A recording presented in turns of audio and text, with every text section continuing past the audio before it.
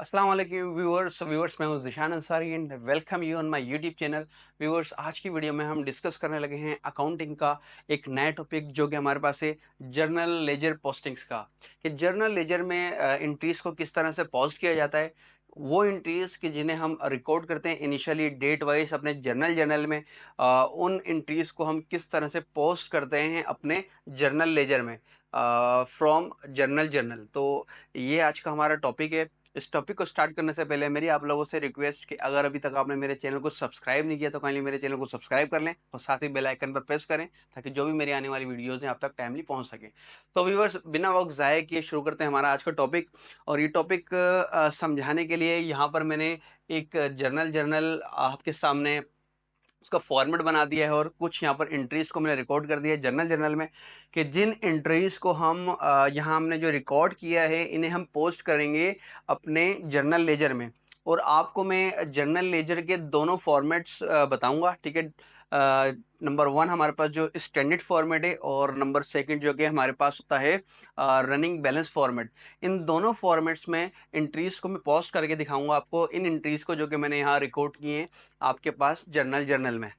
तो व्यूअर्स, हम word use करते हैं पोस्टिंग का, ठीक है। क्योंकि हम जर्नल लेजर के अंदर जो एंट्रीज को जब लिखते हैं तो वहाँ पे वर्ड यूज़ करते हैं पोस्टिंग का, क्योंकि वो एंट्रीज ऑलरेडी रिकॉर्ड हुई होती हैं फर्स्ट टाइम हमारे पास जर्नल में, और उनको फिर वहाँ से उठा के हम पिक करके फिर हम वहाँ से पोस्ट करते हैं सिंपली उनको अकाउंट वाइज अपने जर्नल लेजर में। तो जर्नल लेजर क्या होता है, इसके ऊपर मैंने डिटेल में एक वीडियो बनाई है, ठीक है।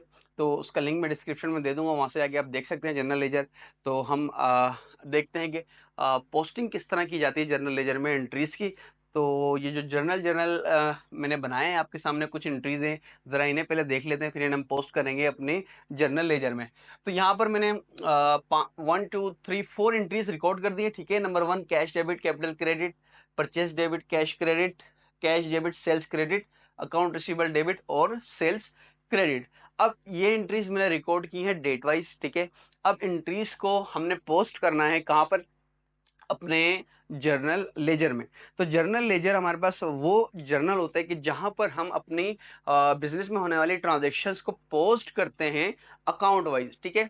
तो जितने भी कंट्रोलिंग अकाउंट्स जो कि रिकॉर्ड हुए होते हैं हमारे पास जर्नल में, उन तमाम के हमारे पास जर्नल लेजर्स बनते हैं, ठीक है। लेजर्स बनते हैं जो कि या टी अकाउंट्स के फॉर्मेट में होते हैं स्टैंडर्ड, या तो फिर हमारे पास रनिंग बैलेंस फॉर्म के अंदर। तो वो हम फॉर्मेट्स भी आज डिस्कस करेंगे। तो सबसे पहले हम बात कर लेते हैं यहाँ पे कि हमारे पास कौन कौन से कंट्रोलिंग अकाउंट्स यूज हुए हैं और उसके हमें लेजर्स बनाने पड़ेंगे, ठीक है, अपने जर्नल में। तो नंबर वन हमारे पास कैश, यहाँ पर मेन कंट्रोलिंग अकाउंट है हमारे पास कैश का, इसका एक लेजर बनेगा। देन कैपिटल का, ठीक है, देन परचेजेस का, फिर सेल्स का और अकाउंट रिसीवेबल का। तो देखा जाए तो इन चार एंट्रीज में से हमारे पास 5 लेजर्स बनने हैं, ठीक है ना। तो अब यहाँ पर आपको समझाने के लिए मैंने कैश का लेजर बनाया है, ठीक है। और दोनों फॉर्मेट्स में, जर्नल लेजर के दोनों फॉर्मेट में मैंने लेजर बनाया है कैश का, वो मैं आपको बता देता हूँ किस तरह कैश की ट्रांजैक्शंस को हमने पोस्ट किया है यहाँ अपने जर्नल लेजर में। तो ये हमारे पास पहला फॉर्मेट है, ठीक है, जो कि स्टैंडर्ड फॉर्मेट या आप कह सकते हैं स्केलेटन फॉर्म, जो टी अकाउंट होता है। देन हमारे पास ये सेकंड फॉर्मेट है जो कि हमारे पास रनिंग बैलेंस फॉर्मेट होता है। तो मैंने कैश की एंट्रीज को पोस्ट किया है पहले अपने स्टैंडर्ड फॉर्मेट में, देन उन्हीं सेम एंट्रीज को पोस्ट किया और बैलेंस किया है अपने रनिंग बैलेंस फॉर्मेट में। तो मैंने यहाँ पर एक कंट्रोलिंग अकाउंट जो कि हमारे पास कैश का अकाउंट है उसका सिर्फ लेजर बनाया है आपको समझाने के लिए। बाकी आपको ये समझ आ जाए तो आप मुझे बताइएगा। बाकी जो चार कंट्रोलिंग अकाउंट्स हैं, यानी कि हमारे पास सेल्स का, अकाउंट रिसीवेबल का, परचेजेस का, ठीक है, तो उनके आप मुझे लेजर बना के बताइएगा और कमेंट में कि आपने बना लिए और वो बैलेंस हुए या नहीं हुए, आप मुझे लाजमी बताइएगा कमेंट में। तो यहाँ पर हम बात कर लेते हैं कैश के अकाउंट की। तो जो हमारे पास पहला फॉर्मेट होता है वो स्टैंडर्ड फॉर्मेट होता है, ठीक है, या उसको हम टी अकाउंट भी कहते हैं, क्योंकि लाइक टी शेप में हमारे पास बना होता है, ठीक है। और इसका फॉर्मेट ऑलरेडी मैं डिस्कस कर चुका हूँ अपनी लास्ट वीडियो में, उसका लिंक भी मैं डिस्क्रिप्शन में डाल दूंगा। तीनों फॉर्मेट्स को डिटेल में डिस्कस किया है मैंने, तो वहाँ से आप जाकर वो देख सकते हैं आप वीडियो। तो फ्रेंड्स यहाँ पर हम बात कर लेते हैं पहले कैश अकाउंट, ठीक है। कैश का हमने अकाउंट लिख दिया, अकाउंट नंबर उसका मेंशन कर दिया 100, ठीक है। Then one side is debit and other side is credit. Okay जी। डेबिट मीन्स कैश, हमारे जर्नल में कैश की एंट्री जहां जहां डेबिट हुई है हम इस तरफ रिकॉर्ड करेंगे, यानी कि लेफ्ट साइड पे। और जहां जहां कैश हमारे पास क्रेडिट हुआ है, ठीक है, यानी कि आउट हुआ है बिजनेस से, उसको हम रिकॉर्ड करेंगे अपनी राइट हैंड साइड पे। तो सबसे पहले हम देख लेते हैं भाई कैश की एंट्रीज कितनी है हमारे पास अपने जर्नल में, और किन डेट्स को कहाँ कैश क्रेडिट हुआ है और कहाँ कैश डेबिट हुआ है। तो नंबर वन अगर हम देखें तो 1 जन 2024 को हमारे पास कैश हुआ है डेबिट अगेंस्ट कैपिटल के ₹50,000, ठीक है। तो यहाँ पे रेफरेंस नंबर भी मैंने डाल दिया कैश का, ठीक है ना। रेफरेंस नंबर अकाउंट नंबर होता है लेजर का, ठीक है, जो लेजर में अकाउंट नंबर दिया होता है उस कंट्रोलिंग अकाउंट का, तो वो हम यहाँ पे as a reference number use करते हैं, ठीक है।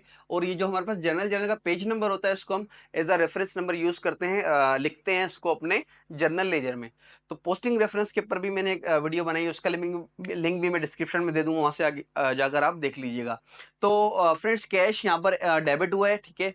देन अगेन हमारे पास 14 जनवरी को कैश डेबिट हुआ है अगेंस्ट सेल्स के, और कैश जो क्रेडिट हुआ है वो हमारे पास हुआ है 10 जनवरी 2024 को अगेंस्ट परचेजेस की हमारे पास हुआ है क्रेडिट ₹20,000। तो यानी कि हमारे पास कैश की कुल 3 एंट्रीज हैं, 3 एंट्रीज हैं। नंबर वन हमारे पास कैश डेबिट है यहाँ पर, और फिर यहाँ पे भी कैश डेबिट है और यहाँ क्रेडिट है, ठीक है। तो यानी कि डेबिट साइड पे 2 एंट्रीज हमारे पास रिकॉर्ड होने वाली हैं अपने जर्नल लेजर के अंदर कैश की, और एक एंट्री जो रिकॉर्ड होने वाली है वो क्रेडिट साइड पे रिकॉर्ड होने वाली है। तो जरा देख लेते हैं यहाँ पर जो पहला फॉर्मेट मैंने लिखा है, इसमें सबसे पहले तो हमने पहली एंट्री की डेट डाल दी भाई 1 जन 2024 को। कैपिटल के अगेंस्ट हमारा जो कैश है, ठीक है, वो हुआ डेबिट ₹50,000, ठीक है, ये रहा ₹50,000, ठीक है ना। 1 जनवरी 2024 को हमारे पास ये डेबिट हुआ है अगेंस्ट कैपिटल, ठीक है। और यहाँ पर ये जो रेफरेंस नंबर का जो थर्ड कॉलम होता है हमारे पास जर्नल लेजर में होता है रेफरेंस नंबर का। रेफरेंस नंबर मैंने यहाँ लिखा है J01, यानी कि जर्नल का पेज नंबर 1 पर ये एंट्री हमारे पास कैश की लिखी गई है, रिकॉर्ड हुई है, और उसको हमने वहां से उठा के यहाँ पोस्ट किया है, ठीक है। यानी कि जर्नल का पेज नंबर 1। तो देखिए पेज नंबर ये रहा 1, और ये जर्नल का पेज नंबर 101 यहाँ पे रेफरेंस के तौर पे लिख दिया, ताकि ये एक लिंक बना दे हमारे पास जर्नल लेजर और जर्नल का कि ये एंट्री हमने कहाँ से उठा के रिकॉर्ड की है। ओके जी, यहाँ पर ये एंट्री हमने रिकॉर्ड कर दी कैश की डेबिट साइड पे। देन अगेन हमारे पास कैश डेबिट हुआ है 14 जनवरी 2024 को अगेंस्ट सेल्स के, ये हमारे पास एंट्री है। कैश डेबिट हुआ है 10,000 से, ठीक है, अगेंस्ट सेल्स के, तो हमने सेल्स लिखा भाई, ठीक है। उसके बाद J01 यानी कि जर्नल के पेज नंबर 1 पर ये एंट्री है और अमाउंट लिख दिया उसका सिंपली।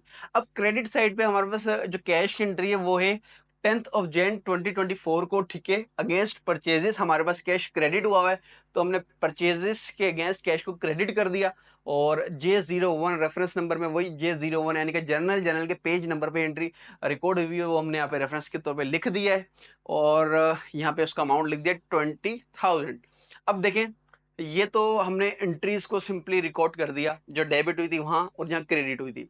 अब बारी आती है इसकी बैलेंसिंग की, यानी कि फुटिंग की। इसकी बैलेंसिंग किस तरह करते हैं, दोनों साइड्स बैलेंस होनी चाहिए हमारे पास। तो कैश हमारा बिलोंग करता है बेसिकली डेबिट ग्रुप से, इसका कैश का बैलेंस होता है डेबिट, तो हम डेबिट साइड की पहले बैलेंसिंग कर लेंगे। तो डेबिट साइड पे हमारे पास अमाउंट बन रहा है 50,000 प्लस 10,000 इज इक्वल टू 60,000। तो यहाँ पे हमने लिख दिया सिंपली 60,000। जबकि कैश यानी कि हमारे पास टोटल जो इन हुआ है बिजनेस में वो हुआ है 60,000, और आउट जो हुआ है अगेंस्ट परचेजेस के, जो हमने खरीदी थी कुछ चीजें उसके अगेंस्ट हमारा कैश आउट हुआ था ₹20,000, ठीक है। तो यहाँ पर 60,000 और यहाँ पर हमारे पास 20,000। तो 60,000 में से हमने 20,000 जो माइनस किया तो वो हमारे पास आ गया बैलेंस सीडी, जो कि हमने यहाँ पर मेंशन कर दिया ₹40,000। तो अब हमारे पास दोनों साइड्स हो गई है बैलेंस 60,000 एंड 60,000।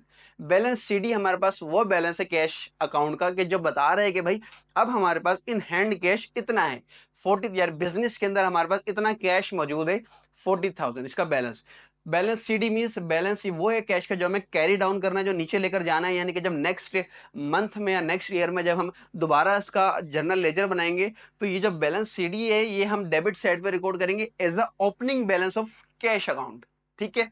और इसी को हमने सिंपली बैलेंसिंग के बाद नीचे लिख देना balance BD 40,000 on 31st Jan 2024, यानी कि मंथ एंड में हमारे पास 40,000 रुपये कैश का बैलेंस है। बैलेंस BD जो ब्रॉड डाउन जो नीचे लाया गया है, balance BD means balance brought down, जो कैश का बैलेंस नीचे लाया गया है, और यही हमारे पास यूज होगा एज अ ओपनिंग बैलेंस जब नेक्स्ट टाइम हम बनाएंगे अपना जर्नल लेजर कैश अकाउंट का। तो ये तो हमारे पास था स्टैंडर्ड फॉर्मेट, इसको हमने डिस्कस कर लिया। बात कर लेते हैं हमारा जो सेकंड फॉर्मेट है रनिंग बैलेंस फॉर्मेट, उसको जरा डिस्कस कर लेते हैं। इसके अंदर हमारे पास 1 2 3 4 5 6 कॉलम्स होते हैं, ठीक है। Date, particulars, posting reference, then debit credit यहाँ पे एक साथ आ जाते हैं, और बैलेंस एंड में एक कॉलम आ जाता है हमारे पास बैलेंस का, ठीक है। इस फॉर्मेट की खास बात यह है कि इसके अंदर बैलेंसिंग हमारे पास साथ साथ चलती रहती है, हमें एंड में बैलेंस करने की जरूरत दरपेश नहीं आती। बैलेंसिंग हर ट्रांजैक्शन की पोस्टिंग के बाद हम इसको बैलेंस कर रहे होते हैं इस हेड को। तो यहाँ पर हमारे पास दो साइड्स भी इस तरह से नहीं होती, डेबिट क्रेडिट दोनों यहाँ पर वो एक साथ हमने लिख दिए, ठीक है। लाइक थोड़ा सा ये कह लें कि आप जर्नल की तरह का फॉर्मेट लग रहा है, ठीक है। तो इसको हम देख लेते हैं। यहाँ पे मैंने डेट डाल दी, ठीक है। फर्स्ट जो कैश हमारे पास डेबिट हुआ है, राइट, ये रहा, अगेंस्ट कैपिटल डेबिट हुआ है, डेबिट साइड में रिकॉर्ड कर दिया 50,000। जर्नल की पेज नंबर 01 से एंट्री आई है, वही हमने रेफरेंस नंबर यहाँ पर लिख दिया ताकि हमारा ये लिंक बन जाएगा हमारे पास जर्नल लेजर और जर्नल का। तो यहाँ पर जब कैश हमारे पास आ गया अगेंस्ट कैपिटल, तो हमने बैलेंस में हमारे पास कैश मौजूद हो गया 50,000, यानी कि अब हमारे पास 50,000 रुपए कैश मौजूद है बिजनेस में। उसके बाद हमने 10th of January 2024 को परचेजेस की, ठीक है। ये भी एंट्री रिकॉर्ड हुई है जर्नल के पेज नंबर 1 पे, और 20,000 की परचेजेस की है, तो कैश क्रेडिट हुआ है, ठीक है। जर्नल में क्रेडिट हुआ है, तो हमने क्रेडिट साइड में एंट्री रिकॉर्ड कर दी, ठीक है, जो हमने यहाँ पे भी की हुई थी। अब 50,000 बैलेंस था, 20,000 की हमने परचेजेस कर ली, क्रेडिट हो गया, तो हमारे पास बैलेंस आ गया ₹30,000। अच्छा, उसके बाद फिर हमने 14 जनवरी 2024 को सेल्स की, ठीक है, जो ये रिकॉर्ड हुई है जर्नल के पेज नंबर 1 पे, अमाउंट है 10,000। तो हमारे पास अगेन कैश आ गया बिजनेस में, क्योंकि सेल्स की है, तो 10,000 में ऐड कर देना है 30,000 में, तो हमारे पास ऑटोमेटिकली बैलेंस आ गया ₹40,000, जो कि यहाँ पे हमने बैलेंसिंग के बाद अमाउंट निकाला था, वो यहाँ हमारे पास ऑटोमेटिकली आ गया, क्योंकि ये रनिंग बैलेंस फॉर्म है। तो ये हमारे पास बेसिकली दो फॉर्मेट हैं जर्नल लेजर के, तो दोनों में से कोई भी एग्जाम में आ सकता है, ठीक है। तो इसके अलावा आपने जो मैंने आपको बताया कंट्रोलिंग अकाउंट जो रह गए हैं उनके आप खुद बनाइएगा जर्नल लेजर्स, और कमेंट करके लाजमी बताइएगा मुझे। तो व्यूवर्स, अगर आप लोगों को ये टॉपिक समझ आ गया हो और वीडियो अच्छी लगी हो, तो काइंडली वीडियो को लाइक कर दें, चैनल को सब्सक्राइब कर लें, और अब आपसे मुलाकात होगी किसी नए टॉपिक के साथ अकाउंटिंग के। तब तक अपना ख्याल रखिएगा। अल्लाह हाफिज़। पाकिस्तान जिंदाबाद।